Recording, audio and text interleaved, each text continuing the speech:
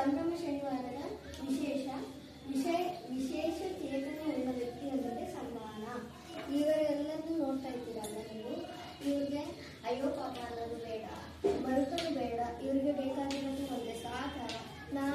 ಇವರು ಸ್ಕೂಲಿಗೆ ಬರಬೇಕು, ಕಲಿಬೇಕು, ಮತ್ತೆ ಕಲಿತು ನಮ್ಮಂತೆ ಒಳ್ಳೆ ವ್ಯಕ್ತಿ ಆಗಬೇಕು ಎಂದು ನಾನು ಕೇಳ್ಕೊಳ್ತಾ ಇದ್ದೇನೆ. ನಾನು ಕುರುಡಿಯಾಗಿದ್ದೇನೆ. ಅಯ್ಯೋ ಪಾಪ ಅಂದು ಮರಕಬೇಡ್ರಿ. ನೀವು ನನ್ನನ್ನು ಪ್ರೀತಿಯಿಂದ ನೋಡ್ತೀನಿ. ನಾನು 2 ಕಾಲು ಕುಂಟ, ನನ್ನನ್ನು ನೋಡಿ ಹುಡುಕಬೇಡಿ. ನನಗೆ ಮತ್ತೆ ಶಾಲೆಗೆ